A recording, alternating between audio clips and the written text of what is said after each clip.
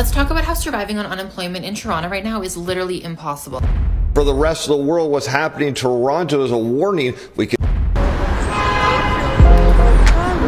Toronto's air quality dropped to the second worst in the world.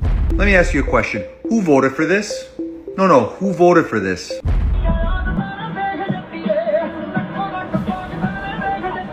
It's kind of crazy to me how bad Toronto has gotten over the last few years. Food has become so unaffordable in this city that Toronto's housing market is not in a cool down. If she wants a bath, which she can get once a week too, it costs $50. Toronto is literally becoming so insane. Yo, all my life, I'm never going downtown again. Because someone while I'm downtown.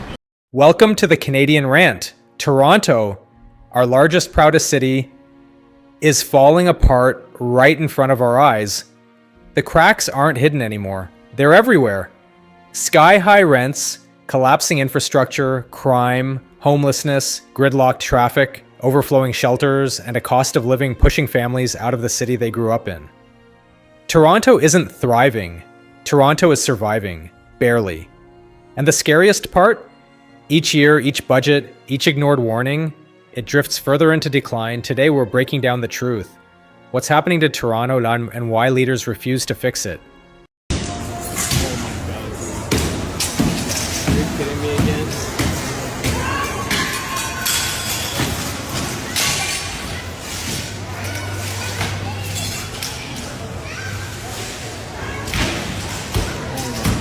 What a shame.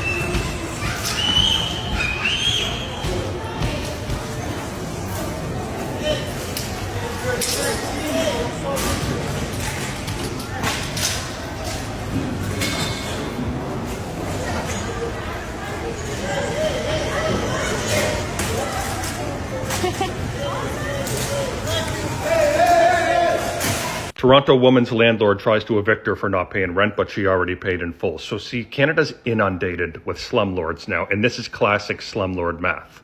Legally, landlords can only raise rent by 2.5% a year with their current tenant, but that's not enough to feed their greed. So they want to put pressure on you till you snap, and then they'll raise it to anything they want, like it's a used car lot from hell. Police officers on the TTC, you really think that is going to stop all the violence here in Toronto? Guys, we have a problem, and it's called the homeless crisis. And right now, the TTC has become an extension of the homeless shelters. The shelters are at capacity. There's no room for anybody. So what is the actual problem? It's the homeless issue in Toronto. We need support. We need mental health support. We need support, substance abuse support. Come on. It's exhausting that no one else is talking about this. Everyone needs to have a little more compassion. They need to understand what is happening in Toronto. I can't live here anymore. I'm out. I don't understand why people still coming to Toronto. You work 7 days a week and you still can't pay your bills. What? Yes. I'm out. Toronto, you guys gotta do something about this shit. It's getting out of control.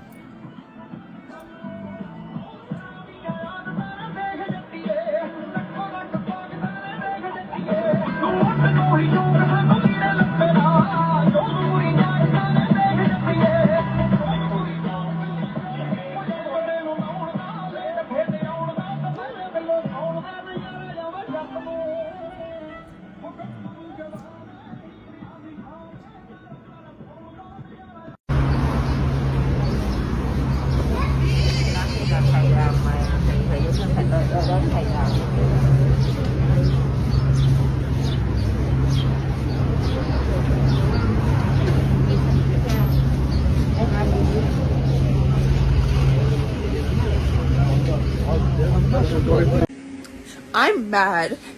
I am so mad. I never thought I'd do a video like this. Sorry. Our country is fucking broken. I just talked to my grandma who's in a place in Ontario. They get a shower once a week. And if she wants a bath, which she can get once a week too. It costs $50 fucking. They get no services. What the fucking kind of country do we live in? Toronto is literally becoming so insane. We were the safe city. We were like the smaller version, safe version of New York. But now I feel like we're turning more into New York. There's so many crazy people. I always have to be on the lookout now in case anything happens.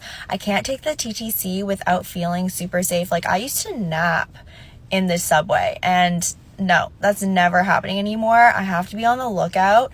I just feel like the city's becoming more insane, more dangerous. It's crazy. Yo, all my life, I'm never going downtown again. Because some of when I'm downtown, already people are disgusting. I'm trying to ask for directions. They're talking about some, no thank you. I don't have drugs for you. Like, I don't have weed, I don't have this, is that. I'm like, what the fuck? What do you take me for? Like, this is that. Toronto's one disgusting place. Like, what's something I can tell you? Downtown Toronto's one shitty place. Never go there. Bro, I'm here downtown Toronto. I'm walking across lights and there's this one fucking, I don't know, like this nigga in a van just running me over. I almost got run over 3 times. 3 times in fucking Toronto. And mind you, I wasn't jaywalking. I was like crossing the street. Like, I'm right away. Like, you know, little turns? They try to run me over on the turns. Like, what kind of place is this, bro? Like, down near the Eaton Center. Like, this is actually so good. This is why you stay in North York. Not even North York, bro. Just all of Toronto as a whole, and all managers move back to the Bees. Maybe the Bees is where it needs to be. Bees are saga, because this Toronto shit I can't do. I can't do this shit anymore. I ain't gonna lie, like, this, no, I can't. They gotta fix Toronto, like, they gotta fix this freaking, like, whatever, or I'm going to a different country. That, or I'm just never coming back. I'm staying in Bees. I think Caledon's the new motive. That's what I think. Caledon's the new motive, guys. Caledon's the new motive. She can't curb. I'm telling y'all niggas this. This is one reason why I hate Toronto, bro. I hate Toronto with passion. Dead ass, I can't do this shit. I'm done. Like, Toronto's never seen me again. Bro, look how this car almost ran over just now. Look how car almost ran over just now when I thought I was walking. Bro, like, I came here trying to make content, and this is how I'm getting treated downtown. So this is a rant about the motherfucking TTC, okay? The last video of mine that went viral was me shitting on Vancouver, so now I'm shitting on Toronto. Specifically, the Toronto Transit Commission, okay? In the past week, I think the TTC has broken down on me like 5 times. Granted, I was out of the city for 2 days, so basically every day I used the transit, something happened. Today, I'm going to the Distillery District. First of all, fucking inaccessible place. Like, for such a metropolitan city, you'd think that there'd be more than like 2 lines because the line 3 doesn't count on the subway. No, you're wrong. I have to streetcar. Do you know how much I hate streetcarring? In the summer, I'll walk an hour instead of having to take that fucking streetcar. So I get on the line 2 because I live on the line 2, which is like slightly unfortunate, but whatever. Fucking breaks down at St. George. I'm like, okay, whatever. Like, I can take the line 1 because I'm not getting on that shuttle bus. That shuttle bus is a joke. No, because the line 1 was supposed to just have issues between St. Clair and King. In reality, it's not running at all.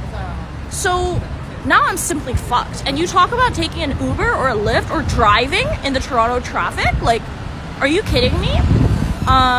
I really hope Toronto gets its shit together. I actually really love this city. I have a lot of friends here, a lot of community here. But I don't think I can deal with this fucking transit anymore. Peace and love. At least I'm stuck outside Tiffany's. Anyone that lives in Toronto, don't you just feel like Toronto has become nothing?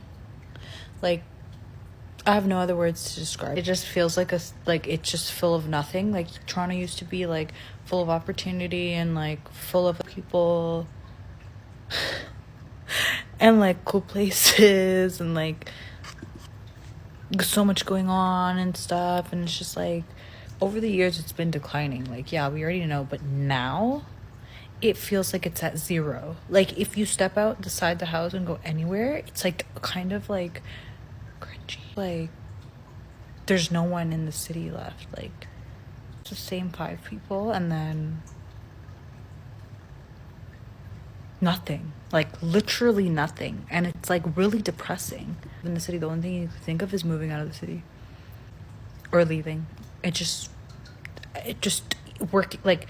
just feels like there's just no opportunity, no money to be made, no, like, nothing crazy. Like, I don't know what to do.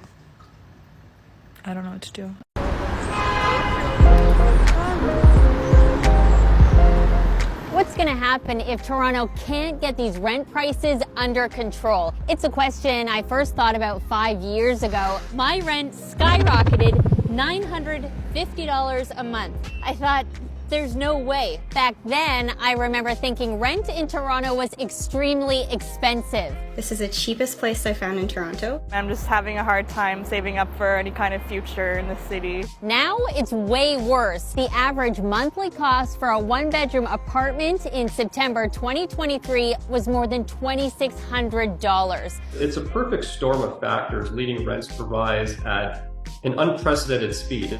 Not so far off in the distant future, he says, we could see rents of $3,000, $3,500, eventually $4,000 a month. When I say soaring rents, things are changing very fast right now. This isn't, a slow burn. The question is, who can afford that? The average household just can't. It got me thinking, what's going to happen to the city? What will it turn into? What will it look like? And perhaps most importantly, who will be left? Toronto's air quality dropped to the second worst in the world as the city is choking on wildfire smoke. Wildfire smoke from northern Ontario has descended down into Toronto, and as of 8 a.m. on July 14th, Toronto had the second worst air quality in the world. And now at the time of filming this video, Toronto has the 6th worst air quality in the world, and Environment and Climate Change Canada is warning that poor air quality may persist through the day and possibly into Tuesday in some areas.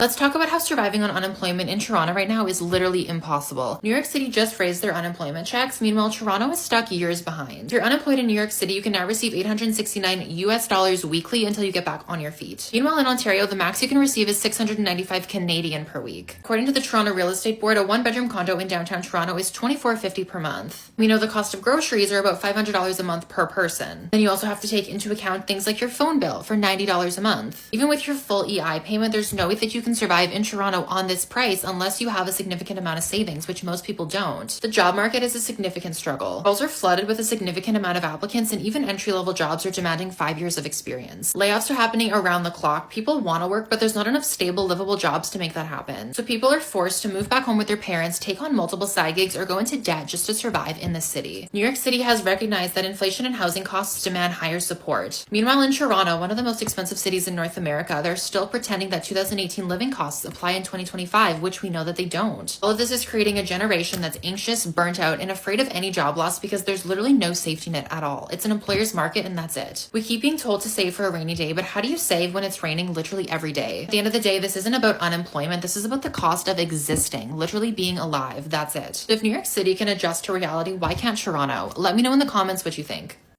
Toronto is in free fall and it's one of the worst slumps in years. The problem is, it's only going to get worse. But for the rest of the world, what's happening in Toronto is a warning. We can see this happening in Germany and even right here at home. Now let's turn to Bloomberg, where we picked today's story up on the headline as Toronto retail sales are weak due to tariff damage and a real estate slump. And we have been warning that this was going to happen. As we look around the world, we saw a lot of front running of the tariffs, not just from manufacturers, but from consumers as well. And we've been saying the payback period was coming. And in Toronto, well, it's already begun. Sales receipts from retailers in Toronto fell 2.8% in May. Retail sales in the city grew just 2.4% from a year ago, less than half the nationwide growth rate. And the question is, what is different about Toronto compared to the rest of Canada and the rest of the world? Well, it's everything to do with the tariffs and their manufacturing base. A weak labor market may help just explain that, as Toronto's unemployment rate was 8.7% in June, up nearly 1 percentage point in a year. And that compares with a national rate of 6.9%. So the question is, why is Toronto's unemployment rate so high? And why is this having such an impact? Well, we do know when we take a look at this chart that we can see the effects of unemployment on demand.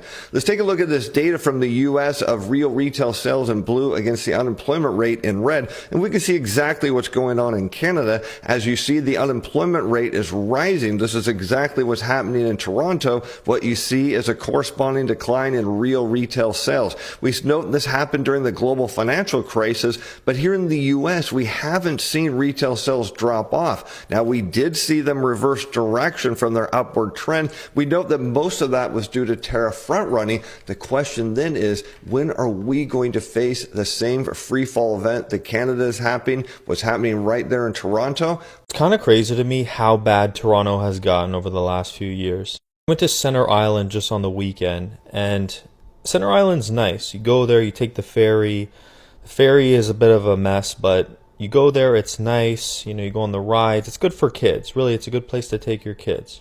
Thing is, when you get back to Toronto, you see how much the city has changed. At least I have, because I lived in Toronto for quite a long time. I see so many more homeless people in the city of Toronto now whenever I go. And I believe I saw a report that the homelessness population in Toronto has doubled since 2021, I believe, which is absolutely no surprise to me. In fact, it seems like it's higher than that. And honestly, it's terrible to see homeless people.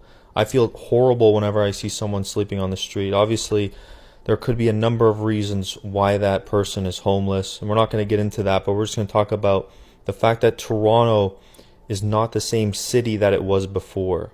I honestly can't stand being in the city that long anymore. If I go there for the day or a few hours, it's fine, but I just immediately want to leave when I'm there, and I hate that I feel like that. From what I've heard people say, the transit and TTC has gotten a lot worse. There's needles on seats, and it's almost just not safe anymore for, let's say, women or kids or, even young students. With what I'm seeing there, plus what's happening in the condo market and the pre-construction market, I don't really know what the thesis is for buying in Toronto right now. The whole concept of it being a world-class city, oh, Toronto is like New York. I don't really see that, okay? And I lived in Toronto. I don't see that at all. Toronto is not like New York at all. Yes, it's a hub with a lot of businesses and people. A lot of people have to work in Toronto. But I don't understand why someone would want to live there, buying a home or a condo there, unless you absolutely have to. In my advice, I would tell people ditch the condo and look for a cottage up north. Look for something with land. Look for something where you can actually walk and you actually can put your feet on the ground. You're not in a shoebox in the sky. I think long term it's a better investment. Again, of course, unless condos they drop like crazy, and then it makes sense. When the numbers pencil, then maybe condos in the future might be a good investment, but they're still not anywhere close to being a good deal for any sort of investor or even really a long-term buyer. I wonder if anyone else has the same thoughts about Toronto as me. I hate that I'm saying this because I lived there, and I love Toronto. I love the city. And it sucks to see what's happened over the last few years, but I just don't understand the reason for buying there. So does anyone else feel the same way? Let me know. Toronto's housing market is not in a cool down. It's in a meltdown. As a seasoned real estate broker in Toronto, I feel it's important to give you an honest and clear view of what's really happening in today's market. The latest TREB report shows a clear trend. The market isn't just cooling, it's stalling. Sales are down 23.3% year over year. New listings are up 8.1%. That means demand is shrinking while inventory builds up, and that's pushing prices down.